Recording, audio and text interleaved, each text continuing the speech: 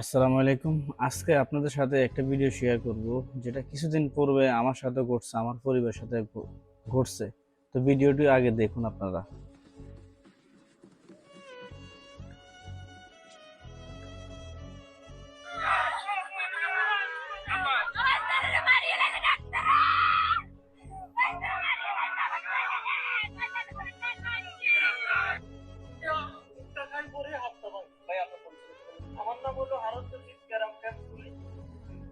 একটা মানুষকে ভুল চিকিৎসা করে মানুষটাকে মেরে ফেললো, বাচ্চাটা অথচ হেঁটে আইছে হাসপাতালে শুধুমাত্র হাত ভাঙার কারণে। তার কারণে কি একটা মানুষ মারা যেতে পারে?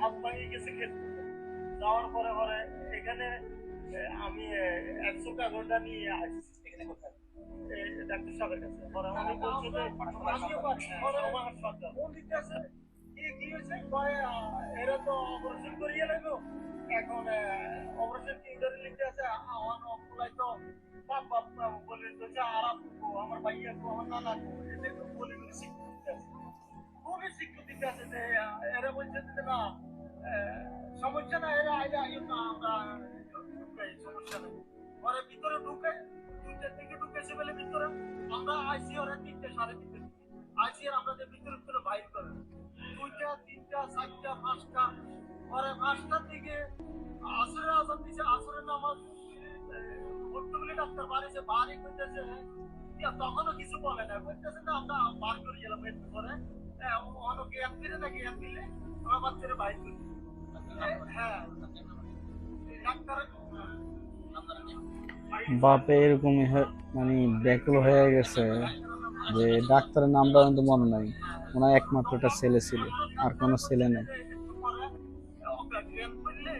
এরপরে বাইর করি বলি বলি আর 3-4 ঘন্টা কোনো খবর নাই এরপর পরে হট করে কইতেছে একটা পুলিশ দেখে কি পুলিশ কিলে রাখবো কি হয়েছে পুলিশ কিলে রাখবো ওরা বলতেছে যে অ্যাম্বুলেন্সটা কি অ্যাম্বুলেন্স কি কুমিল্লা কি কুমিল্লা কি ওই আইসিইউ তো ঢুকে কি আইসিইউ তো ঢুকে কি আজকে তো হাত ভাঙার এখন আইসিইউ তে কি ঢুকে বাচ্চা দিয়ে দিতেছে তারপরে হেরে কিছু আমি আর এর কোনো কথা বলি না আমি আতঙ্ক হয়ে গেছি আমার মুখ দিয়ে কথা বলছে কি রে কি হয়েছে হাত ভাঙার রুগী কি সুস্থ মানুষ এখানে আইসিইউ তে কিছু তো ভর্তি করা লাগবে আর হাত ভাঙলে মানুষ আইসিইউ তে কি যাবে বাচ্চা সুস্থ আমরা কোনো ওরা এরা নিজেরাই কুমিল্লাতে পাঠাইছে একটা সুস্থ মানুষকে কিভাবে মেরে ফেললো?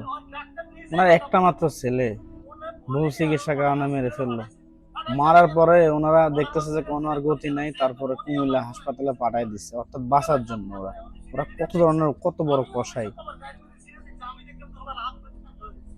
মারা গেছে আরো অনেক আগে আমি বলছি যে বাচ্চা তো আমার মারা গেছে আপনার কি জন্য মডালের মধ্যে আচ্ছা বা ইয়েরা কি জন্য বানাচ্ছে এরা বলছে না আছে আছে বাচ্চা কি আর হ্যাঁ তারপরে আমার ডাক্তার সাহেব আমার চেয়ারম্যান সাহেব আরো ডাক্তার আপনার বাচ্চা তো নাই আমি বললাম তো ওরা তো বলছে যে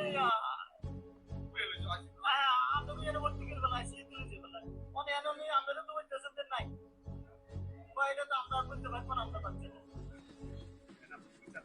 আমি এটা সুস্থ বিশ্বাস চাই আর আমার আমার একটাই ছেলে এভাবে কত মানুষ দিনের পর দিন ভুল চিকিৎসায় মারা যাচ্ছে।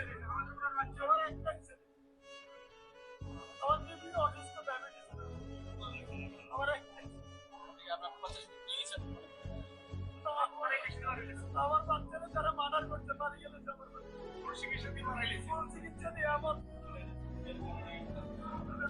চিকিৎসার কারণে আমার বাচ্চারা মারা গেছে সুস্থ ছিল আমি কথা বলছি সব ঠিক আছে আমার বাচ্চারা মারা গেছে আর এরপরে তারা আমার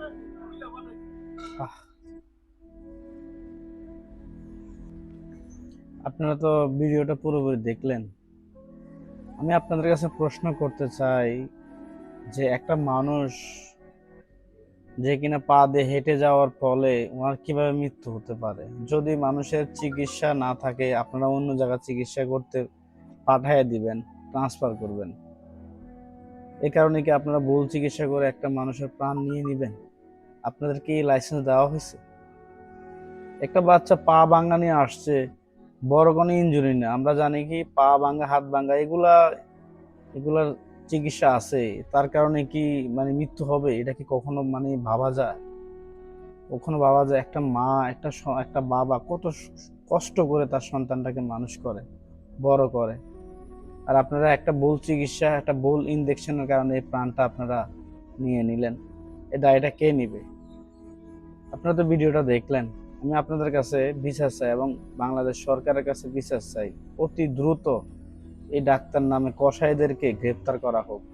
আমার সাথে যেটা হয়েছে, আমি তো পূর্বে আমার একটা ভিডিও আছে, আমার শাশুড়ির সাথে সেম একটা ঘটনা ঘটছে 2025 সালে জুলাই মাসে।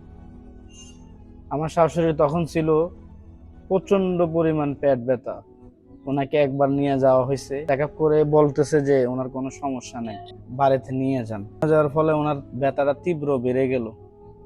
তারপর ওনাকে আবার ভর্তি করলো, আবার নিয়ে আসলো লাকসাম শান্তা হাসপাতাল, এই জায়গায় নিয়ে আসছে। আনার পরে কতক্ষণ একটু ভালো ছিল, এয়ারপোর্ট থেকে যে ওনার ব্যথা, পেট ব্যথাটা তীব্র আকার ধারণ করলো, উনি টিকতে পারতেছিল না। প্রায় ওনারা মানে 6-9 করে 2টা দিন রেখে দিল ওনাকে। ওনাকে বলল যে যে ওনার সবকিছু নর্মাল আছে, সবকিছু ভালো আছে, সমস্যা নাই, আপনারা রোগী অভিনয় করে। আচ্ছা আপনারা বলেন তো, কোন রোগী কি মানে মৃত্যুর সাথে, যে কিনা মৃত্যু হয়ে যাবে, যে কিনা ওনার অবস্থা এতই সিরিয়াস, উনি অভিনয় করবে? এই ডাক্তাররা, এই কসাইরা বলতেছে উনি অভিনয় করতেছে। কিন্তু আমাদের মানুষগুলো যখন ছিল, তারা এতটা চালাক না, এতটা বুঝতে পারে নাই। ডাক্তারের কথা মতন ওনাকে জিজ্ঞাসা করলো যে আপনি মনে হয় অভিনয় করতেছেন। একটা রোগী কখনো অভিনয় করতে পারে না তার অসুখ নিয়ে, তার শরীর অসুস্থ নিয়ে। এইভাবে 2টা দিন রাখার ফলে ওনারা 3য় দিন বলল যে আপনাদের রোগীর অবস্থা ভালো না। তারপরে আমাদের পরিবার থেকে ডাক্তারকে বলা হলো যে আমরা এই জায়গায় রাখবো না, আমরা কুমিল্লা নিয়ে যাব। ওনারা দিতেছিল না। ওনাদের কথা কি আর কতক্ষণ না রাখলে সমস্যা আছে, ওনাদের নিয়ম, ওনাদের শৃঙ্খলা, এগুলো কি? আমার রোগী মারা যাচ্ছে, আপনি ভুল চিকিৎসা করছেন, ভুল ইঞ্জেকশন দিচ্ছেন, আপনি তারপরে ওনাকে আপনি ছাড় দিতেছেন না। তারপর অনেক জোরাজোরি করার পরে ওনাকে কুমিল্লা নেওয়া হলো, কুমিল্লা টাওয়ারে। তারপরে সাথে সাথে আইসিইউতে নেওয়া হলো। আইসিইউতে নেওয়ার পরে ওনার এতই পরিস্থিতি খারাপ ছিল, ডাক্তাররা বলছে দেখেন আল্লাহকে ডাকেন, 12 ঘন্টা 24 ঘন্টা ছাড়া কোনো কিছু বলা যাবে না। তারপর ঢুকানোর পরে সকালবেলা ওনাকে বললো যে ওনার অবস্থা ভালো না, আপনারা আবার ঢাকা নিয়ে যান। ওই জায়গায় একটা নাটক হলো, ওনারা বের করতে দিচ্ছিল না। ওনারা বলতেছে যে আমাদের নিয়ম শৃঙ্খলা আছে, আমাদের সিস্টেম আছে। অনেক কিছু করার ফলে ওনাকে ঢাকার উদ্দেশ্যে অ্যাম্বুলেন্স ভাড়া করছে। ফাইনালি দাওয়াতকান্দি যাওয়ার পথে উনি মারা যান। এইভাবে ভুল চিকিৎসা, আপনার বলেন আমার বলেন, আমার বাড়ি কিন্তু লাকসামের কিছুটা কাছাকাছি। আমার বাড়ি হলো কুমিল্লা মুজাফফরগঞ্জ, আমাদের ইউনিয়ন হলো কয়েলগাছা এবং আমাদের থানা হলো বরুড়া। আর যে ঘটনাটা ঘটছে আজকে লাকসাম ক্যাম্পতলি, এটা কাছাকাছি, আমাদের বেশিক্ষণ লাগে না, 10 থেকে 15 মিনিট লাগে ওই গ্রামে যাইতে, কিভাবে জায়গা যাইতে। আর যে হাসপাতালে ঘটছে আমার সিমিনাল, আমার শাশুড়ির যে ঘটনাটা একদম কাছাকাছি, সেম টু সেম ঘটনা। আমি আপনাদের কাছে বিচার চাই এবং এই কঠিনতম কঠিন তাদের বিচার হোক। সবাই ভিডিওটি শেয়ার করে দেবেন এবং আপনারা যারা আপনার আত্মীয় স্বজনদেরকে এই লাকসাম হাসপাতালে নিয়ে যাবেন, ভেবেচিন্তে নিয়ে যাবেন। দেখুন 2 টাকার থেকে এই জীবনটা অনেক বড়। আপনি টাকা বাঁচানোর থেকে আপনার জীবনটা অনেক মূল্যবান। সবাই ভালো থাকবেন, সুস্থ থাকবেন। আল্লাহ হাফেজ। আসসালামু আলাইকুম।